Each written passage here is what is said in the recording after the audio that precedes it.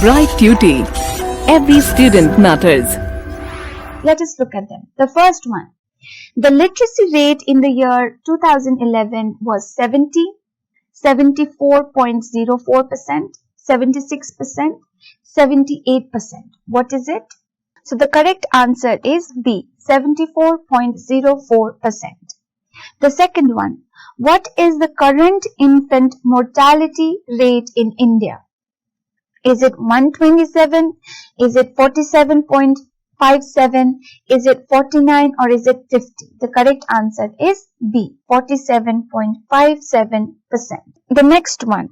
According to census of 2011, the life expectancy in India is 66.8 years, 70 years, 65 years, 69 years. The correct answer is 66.8 years. The next question. Which is the most important component of human resource development? Is it education, health, poverty, employment? The correct answer is education. The next question. Mention two things necessary for good health. So, two things necessary for good health are, number one, balanced and nutritious diet. And number two, healthcare facilities. So these are the two important things necessary for good health.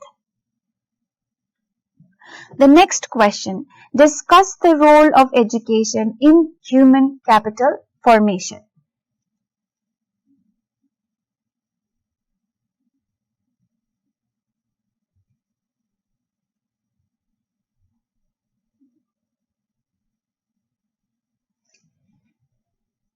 So some of the roles of education in the formation of human capital are, number one, it improves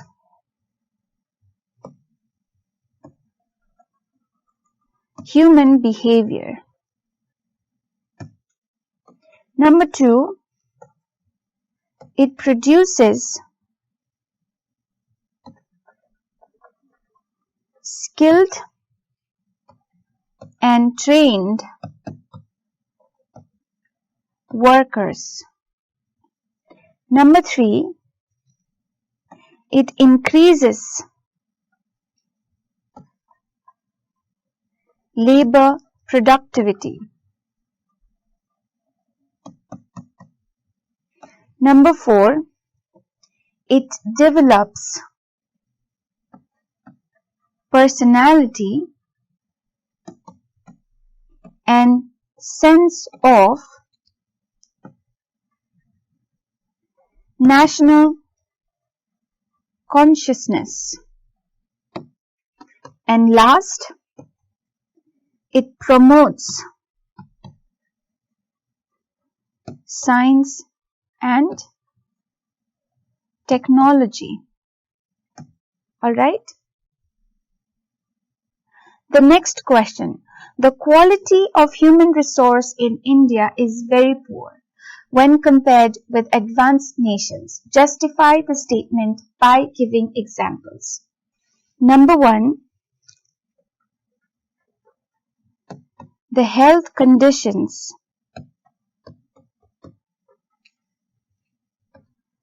are far from satisfactory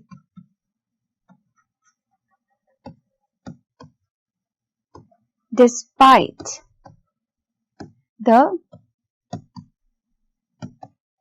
indicators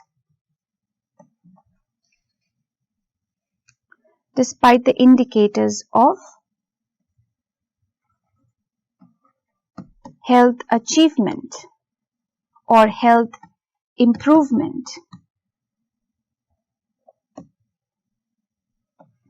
Number two, 1/4 of the total population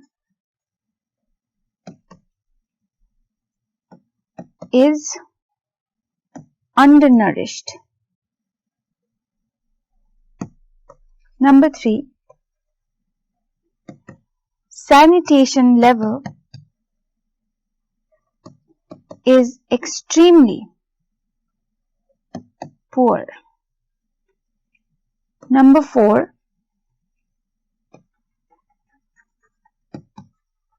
healthcare facilities in private sectors are restricted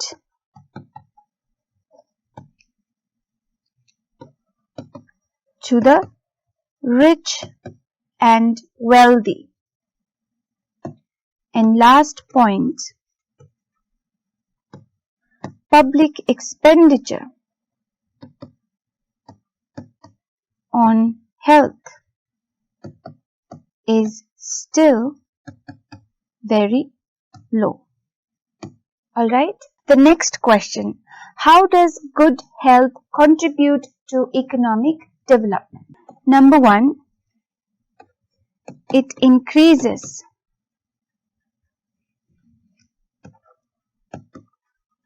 the efficiency of workers.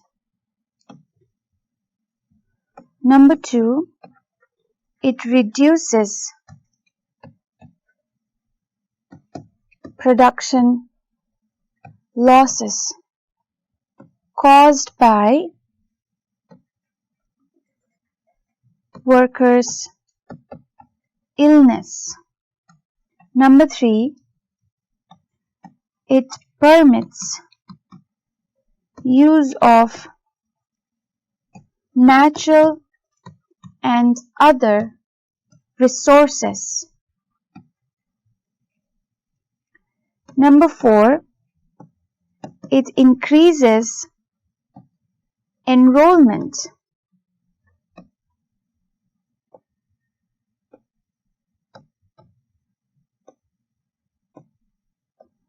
of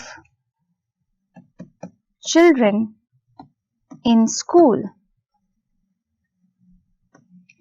Number 5, it spares resources that otherwise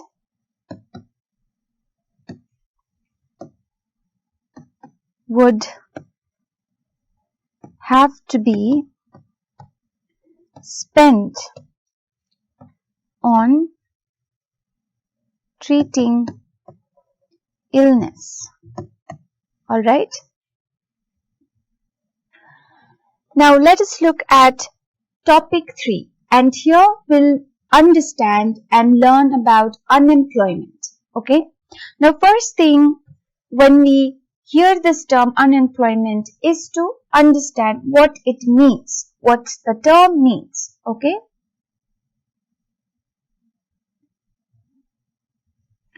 So unemployed or being unemployed means people who are unable to find any gainful work or job.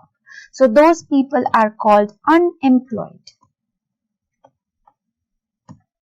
So if I say I am unemployed right now, that means that I'm capable, but now I'm unable to find any job. Okay?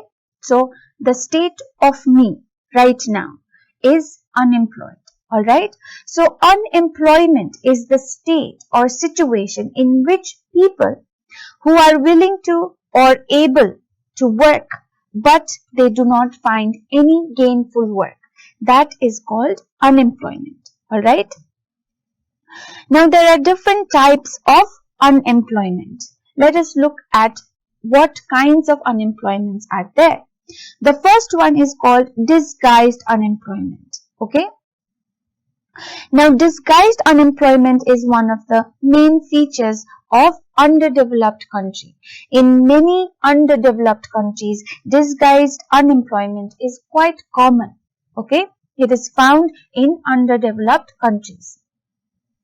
Now in this disguised unemployment, more than required number of people are engaged in a given job.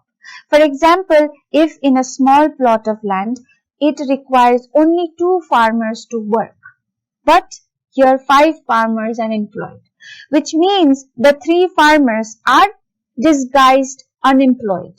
Okay, they are in a situation called disguised unemployment. Alright, so that is called disguised unemployment. Now, this often occurs in absence of alternative employment opportunities in rural areas. When people do not have any other job or when there is no opportunity, they end up in such situations where they suffer from disguised unemployment. All right.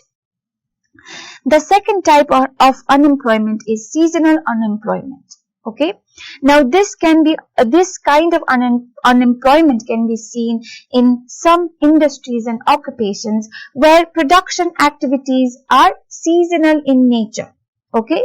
So here in some industries and occupations, they hire people to work only for a certain period of time in a year.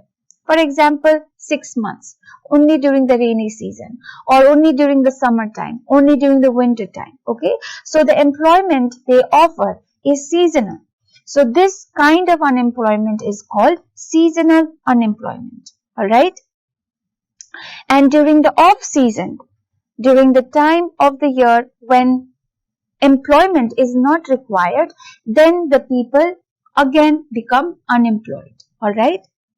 The third kind of unemployment is called structural unemployment. Now, structural unemployment occurs when there is a shortage of capital, land, etc.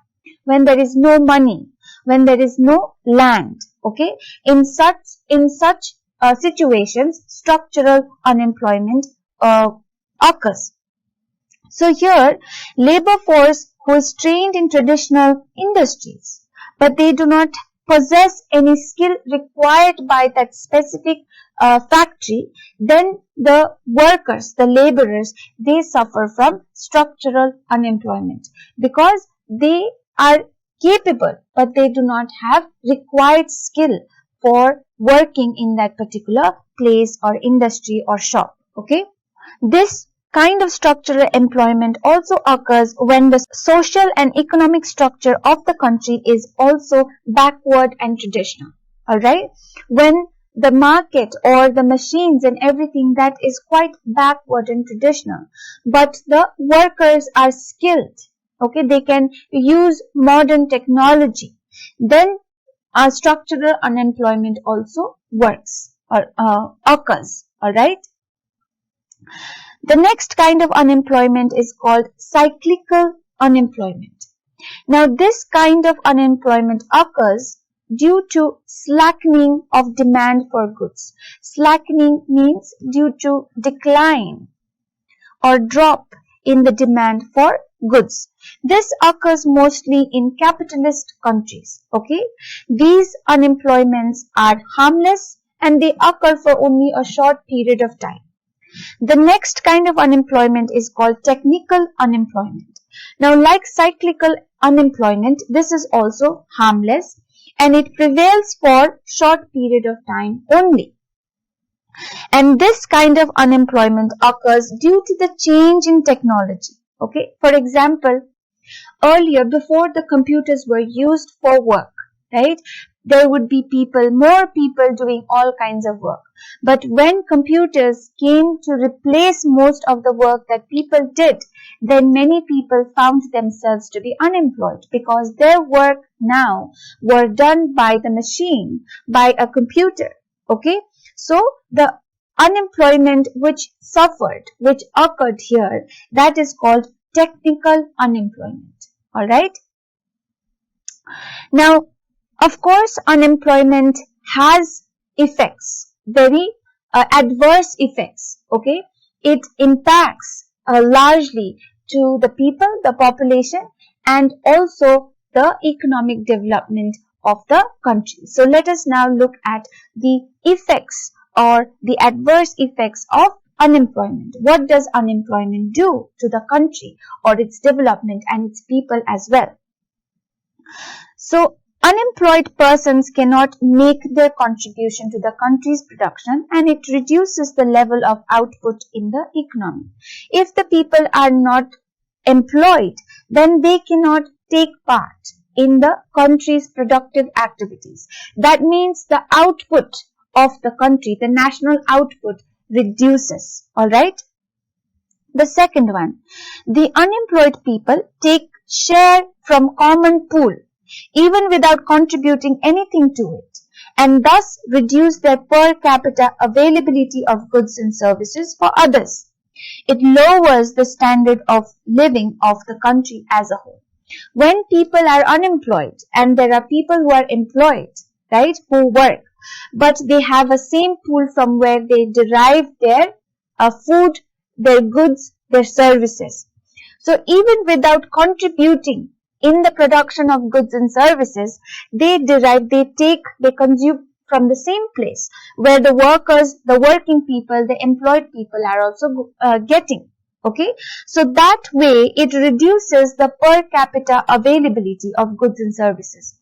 So it reduces the amount of goods and services which each person, okay, employed person should get, because there are unemployed people who are also taking it from the same pool of source. Okay, so that leads to the reduction or a decline in the per capita availability of goods and services. Now, the goods and services which are provided for the people, they are not enough. Had everyone been employed, then they would all have worked, contribute towards the production of goods and services, and that would be enough for each individual.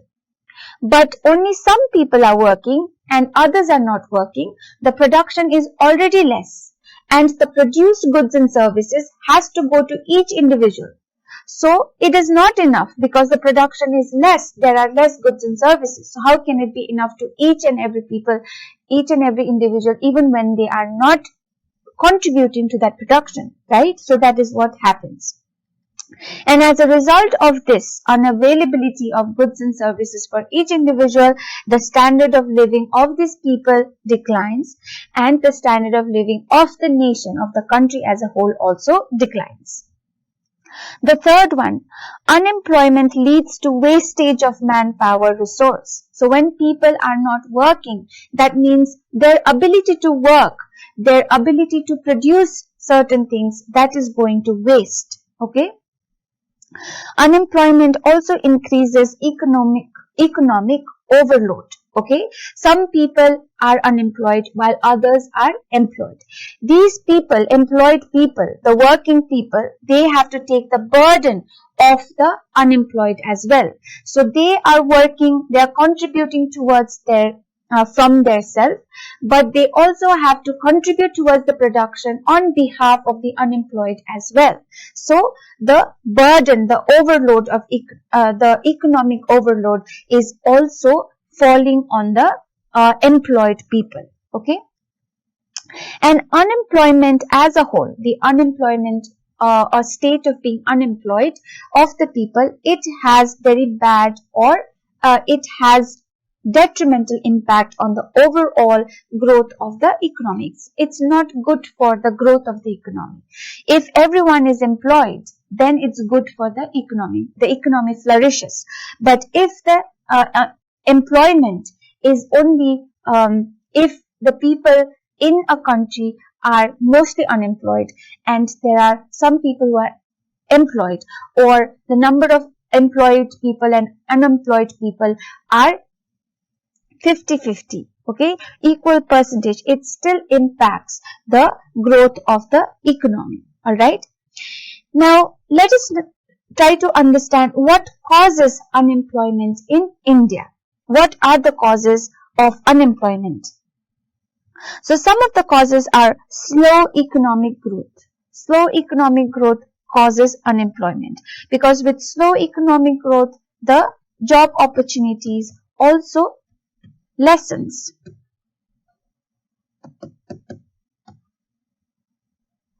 Okay, rapid growth of population is another cause. Okay, Agriculture as a seasonal industry is another cause of unemployment, because agricultural production is a seasonal production, not an annual. It does not happen throughout the year.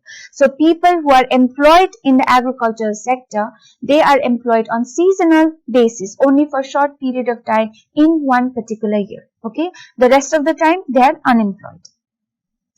Joint family system increases disguised employment in India. So people living in a joint family in India, most of the families are joint families in the rural areas, right? So that also increases the disguised unemployment. That leads for them to go work in an area where there are already people who are required for the job, but they go and add and become undisguised unemployed people. Alright. Increase in educated unemployment due to advanced technique and expansion in industry. So industry is expanding and its techniques are also expanding, right? Improving. The increase in the educated unemployed is also increasing. Now the next cause is decline of cottage and small scale industries. Now small scale industries and cottage industries, these are labor intensive sectors, which means here most of the people who work here, okay, they have to work manually. The use of machines or machinery is very less in the small scale and cottage industries, which means that more people can get employment here. But because of the decline of the cottage and small scale industries, there has been less employment in these sectors as well, which means more people are unemployed. Okay. Slow progress of large scale industries are also another cause for unemployment. Less saving and investment due to low capital formation is another cause. So if you have less investment, if you have less money, okay, if you have less money, then you can have less investments. You cannot invest more in the production of goods and services, okay. And when you don't have proper or thriving goods and production of goods and services, that means you have less income. When you have less income, you have less money saved, and then again you cannot make any investment. So that also leads to lesser job opportunities, okay, and that leads to unemployment. The next is caste system being a hindrance in the availability of job. So caste system in India is also another cause which leads to unemployment among the people. Mobility or immobility of labor is another cause. The working people being unable to move from one place to another, even when there is a need for workers in certain areas, that also causes unemployment. Migratory character of labor also causes unemployment. When the workers cannot move, that also causes unemployment, and when they move and can move to many places, that also causes unemployment, because they are not in one place where they can commit themselves to the work for a longer period of time. They are keeping on migrating or moving around.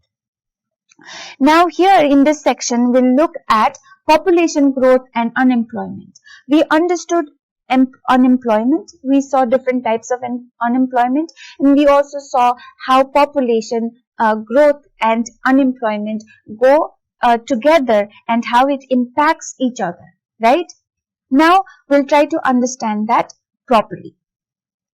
Now population growth is one of the major causes of unemployment in India.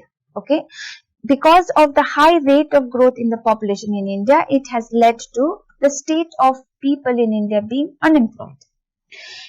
Why? Is because with the number of people increasing very fast, the number of employment opportunities are not increasing in the same rate. So the number of people increases, but the job opportunities are still very less. So these increased people cannot find job. And what do they become? They become unemployed. Okay. So this leads to unemployment. Rapid population growth has created an army of labor force. So with the rapid growth in the population, the army of labor force, large army of labor force is created. Now this, what it does, it creates pressure on certain sectors. So there are three sectors, okay? Primary sector, secondary sector, and tertiary sector. Primary sector is basically agriculture, animal husbandry, etc. Alright? And secondary is industries, and tertiary is transport and banking sectors, all that. Now, agriculture sector is already, the pressure of this growing population on agriculture sector in provision of job opportunities for them is already high. People mostly go to agriculture sector to find job. But then the responsibility of creating new jobs now is then born. That responsibility is put on the secondary and tertiary sectors. Okay, that pressure is put. So that is what happens. Pressure is added on secondary and tertiary sector for creating new jobs.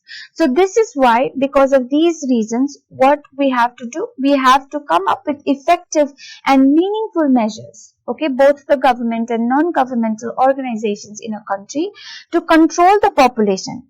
Then only we can make sure that the population, the number of people, even if it is increasing at a high rate or any rate, that has job opportunities available for them, okay, whereby they can take advantage of those opportunities, avail those opportunities, work, take part in the production or productive activities, contribute to the economic development, and also look after themselves. All right.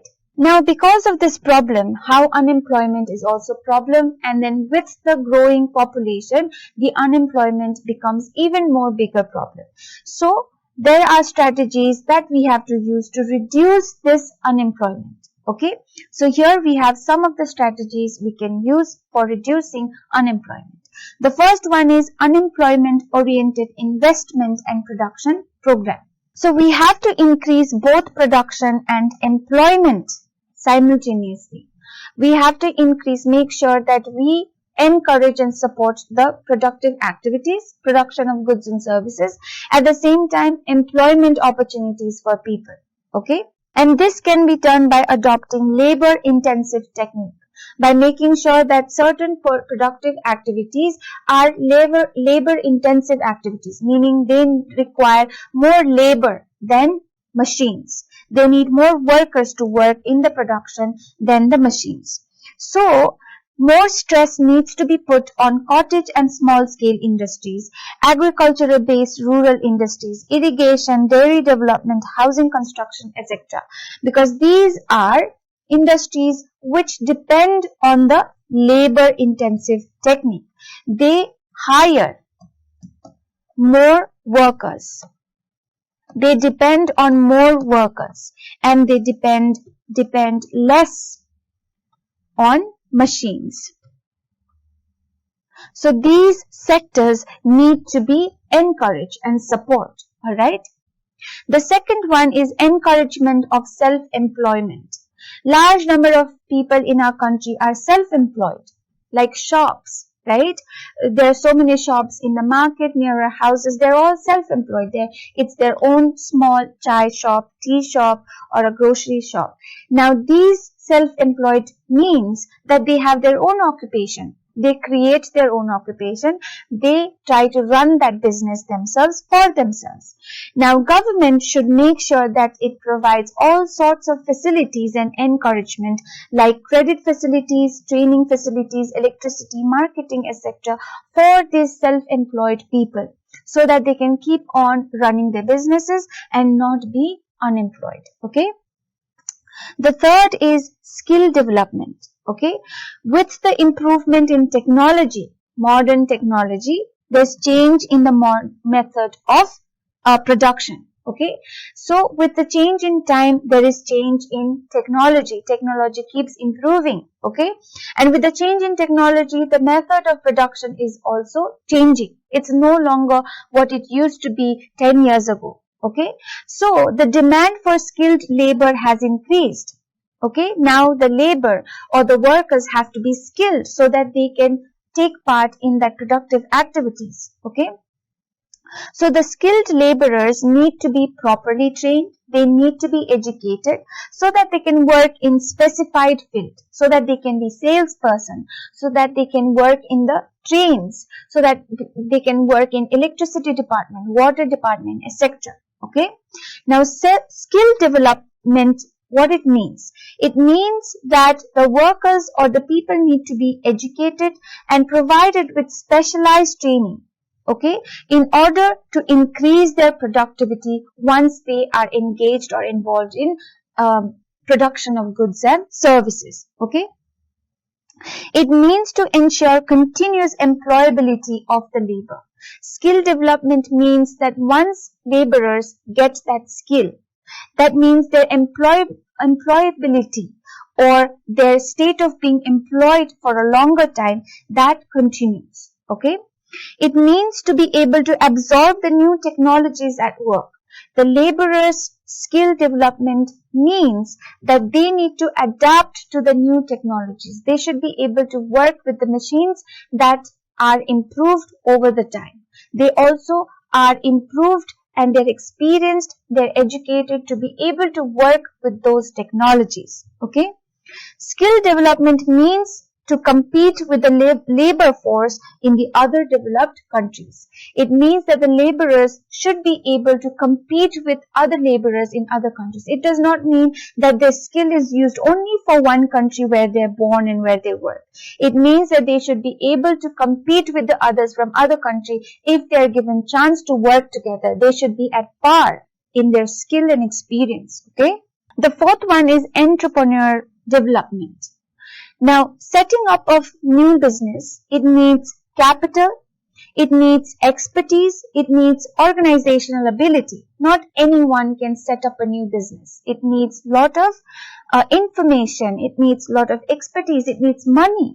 Okay, so it is important for the government to provide training for this purpose and also schemes to help them in developing certain skills and certain expertise to start their own businesses. Okay, so this has to be also encouraged and supported by the government as well as the non-governmental bodies. Now, there are other measures which can help, and those are by increasing the number of employment exchanges. Okay, by reducing the economic inequalities among the people, and by initiating different types of small works suitable to different seasons. According to the different seasons, small works need to be created so that people can make use of those job opportunities and avail the work and also get some income. By creating employment opportunities suitable to women. Okay, the women, the job opportunities should be inclusive. It should not only be for men, it should also be for women. So certain opportunities, employment opportunities need to be created which suits the women. Now, in order to make sure that these measures are being done or these are taken, these are headed and these are implemented, the Planning Commission of our country has set up 2 committees. Okay, to suggest measures to make sure that steps are taken for the generation of employment opportunities. Okay, the first one is a task force on employment generation. This task force, it's a group which is headed by MS Ahluwalia, and their job, their responsibility is to generate employment, is to create new jobs. Okay, the second one is a special group which is headed by Mr. S.P. Gupta, and their aim is to target 10 million employment opportunities per year.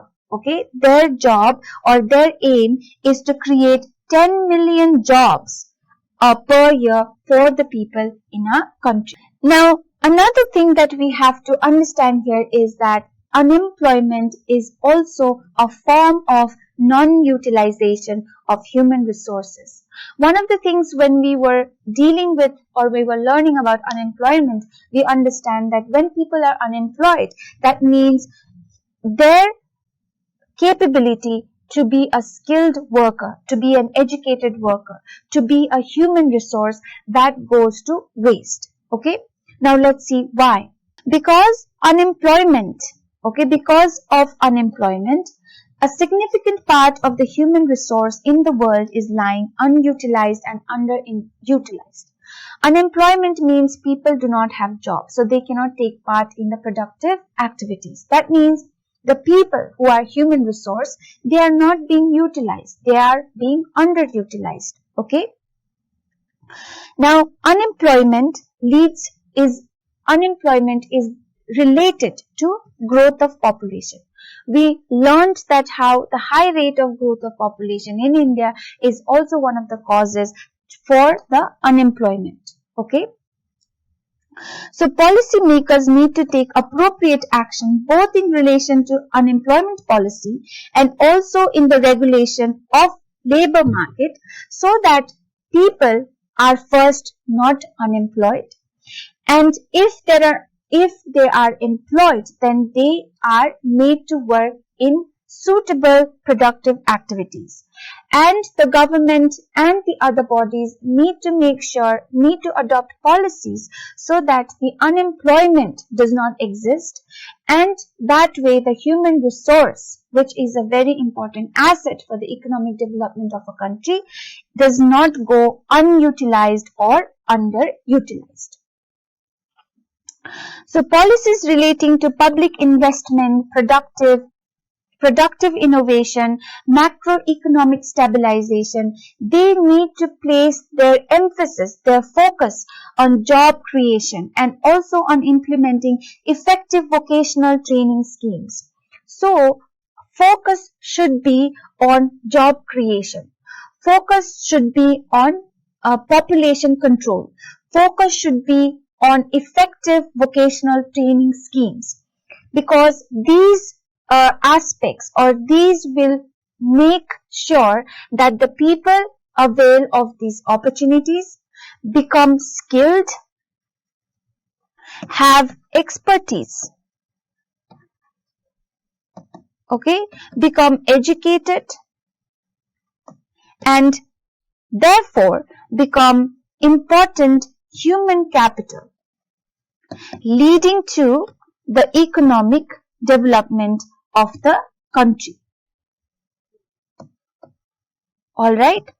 So despite the fact that there is unemployment problem, despite the fact that there is growth of population problem, there has to be policies, there has to be steps and measures taken so that the unemployment is controlled, it is addressed, population is controlled, and the human resource is given proper skill, opportunities for skill development. They are educated, they are provided health facilities to become human capital, which will then go on to contribute to the economic development. Alright? So with that, we have come to the end of this section, and again here we have some questions that we'll now go through. Let us look at the first one. Which of the following is not a cause of unemployment in India? Slow economic growth, slow progress of large-scale industries, caste system is an obstacle in finding jobs, development of skills and proper training. It is D, development of skill and proper training. The next question, when there is unemployment due to slackening of demands for goods, it is called structural unemployment, cyclical unemployment, technical unemployment, none of this. The correct answer is cyclical unemployment. Alright? The next question is, define unemployment. The situation in which the population is able and willing to work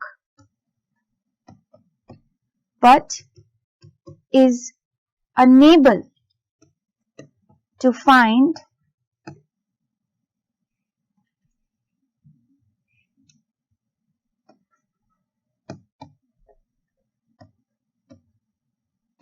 job opportunities, it is called unemployment. Alright? The next question, what is disguised unemployment?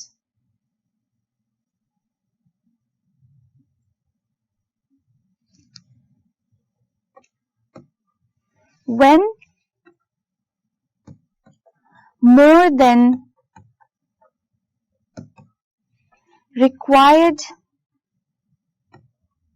number of people are engaged in a given job, it is called disguised unemployment. The next one, define seasonal unemployment.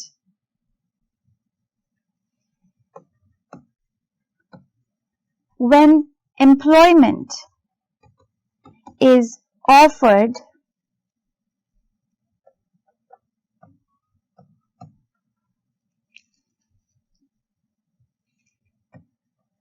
only for a certain period of time in a year, it is called seasonal unemployment. The next question is define structural unemployment. The unemployment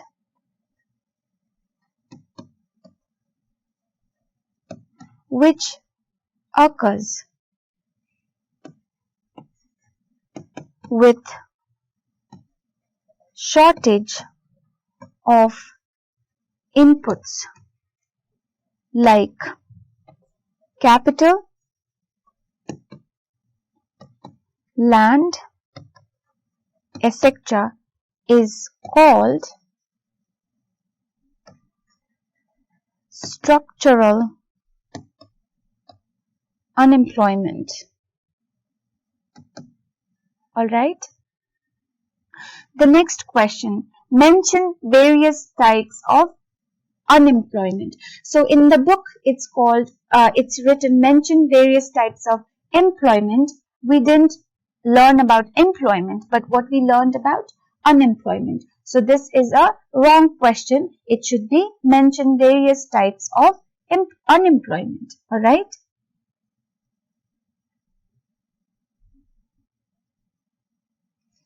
So the first is disguised unemployment.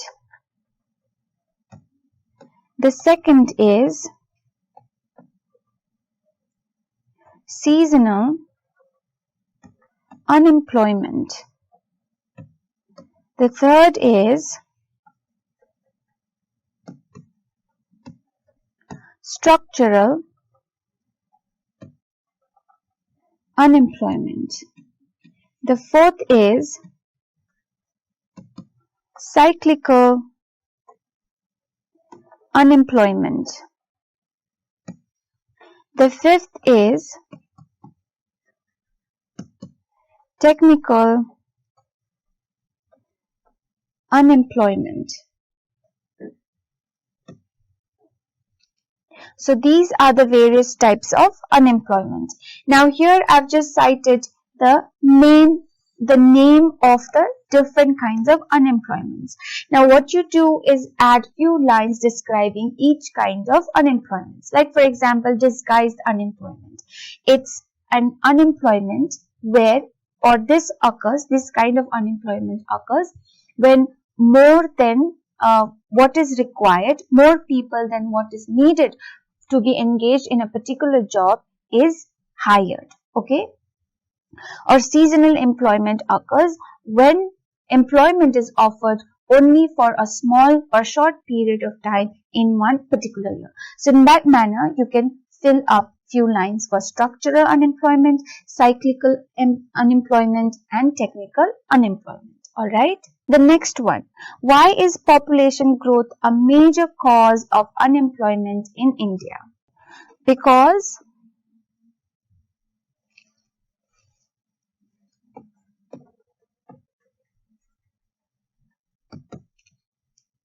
population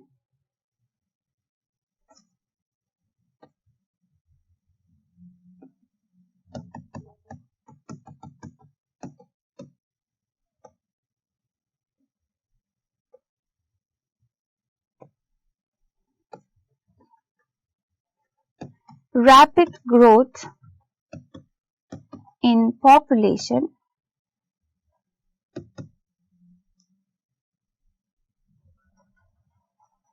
leads to unemployment.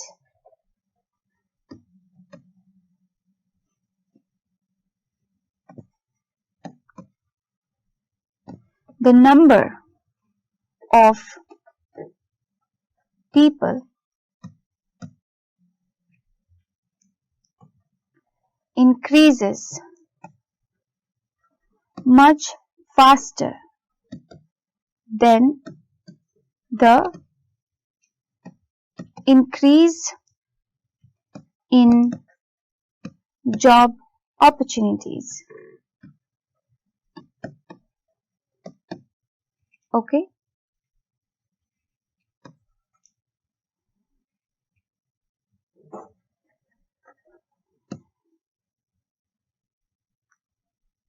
Population growth creates a large army of labor force which adds pressure on secondary and tertiary sectors for creation of jobs. Alright, so these are some of the causes of how population growth leads to unemployment. So with that, we have come to the end of this chapter. This chapter was all about understanding people as a resource, a very important resource for a country or for every nation in the world. And it also taught us how it can become capital or human capital, which will then lead to the development or overall development or economic development of the country. But the growth in population, which is a part of the resource required for the economic development, that also has some problems, right? That leads to unemployment, that leads to other problems, that leads to the decline in the economic development. So this chapter talks about all that, and I hope that you had a nice time learning how people forms a very important source, human resource, and how it goes on to contribute to the economic development of our country and other nations in the world. So with that, I end this chapter. I hope you had a nice time learning about all the chapters in the economy section of your book. And with this, I hope that you'll come back again to learn more about economy in your next class, which is class 10, where we learn about even more interesting aspects of Indian economy as well as the general economic system. So with that, I bid you farewell and I hope to see you again next time. Bye.